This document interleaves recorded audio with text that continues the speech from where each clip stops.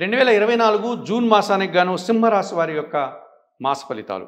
జన్మరాశ్యాధిపతి అయినటువంటి రవి భగవానుడు ఈ నెలంతా కూడా దశమ లాభభావాల్లో సంచరించడం వల్ల వృత్తి, ఉద్యోగ, వ్యాపారాల్లో పదోన్నతులు పొందడానికి అవకాశం ఉంటుంది. ప్రభుత్వం నుంచి ఆదాయాన్ని అందుకుంటారు, తండ్రి నుంచి ఆదాయాన్ని అందుకుంటారు.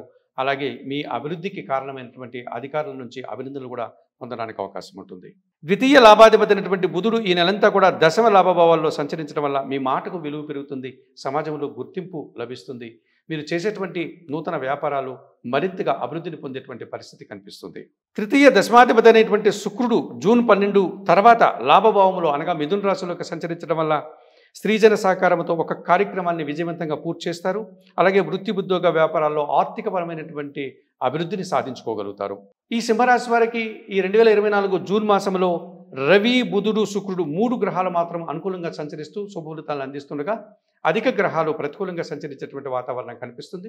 ఇందులో ప్రధానంగా చతుర్థ భాగ్యాధిపతి అయినటువంటి కుజుడు భాగ్యభావంలో మేషంలో సంచరించడం వల్ల అనారోగ్య సమస్యలు, దుబారా ఖర్చులు, అశాంతిని కలిగించేటువంటి సంఘటనలు ఏర్పడడానికి అవకాశం ఉంటుంది. పంచమ అష్టమాధిపతి అయినటువంటి గురువు దశమ భావంలో అనగా వృషభ రాశిలో సంచరించడం వల్ల పనిభారం పెరిగిపోతుంది. ఆకస్మికంగా ఏవైనా ఆటంకాలు రావడానికి వీరికి ఏర్పడేటువంటి పరిస్థితులు, వాటిని ఎదుర్కోవాల్సినటువంటి వాతావరణం కనిపిస్తుంది. అలాగే సంతానంతో మనస్పర్ధలు, విద్యా సంబంధమైనటువంటి విషయాల్లో ప్రతికూల ఫలితాలు, వీరు ఆశించినంతటే ఫలితాలు రాకపోవడం, ఇలాంటి వ్యతిరేక ఫలితాలు వీరు చవి చూడాల్సి ఉంటుంది. సప్తమాధిపతి అయినటువంటి శని భగవానుడు సప్తమ భావంలో అనగా కుంభరాశిలో సంచరించడం వల్ల వీరు ఏదైనా ప్రభుత్వపరమైనటువంటి పెనాల్టీలు కట్టాల్సిన పరిస్థితి ఏర్పడుతుంది. జీవిత భాగస్వామితో మనస్పర్ధలు రావడానికి అవకాశం ఉంటుంది. వీరు ఎంత పని చేసినా తగినంత గుర్తింపు తెచ్చుకోలేకపోతారు.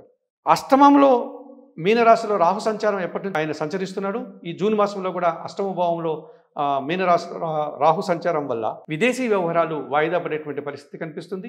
విదేశాలకు వెళ్ళాలనుకున్నట్టు వారు వాయిదా వేసుకోవాల్సిన పరిస్థితి, దానికి సంబంధించిన కార్యక్రమాలంతా కూడా వాయిదా పడేటువంటి సూచనలు కనిపిస్తున్నాయి.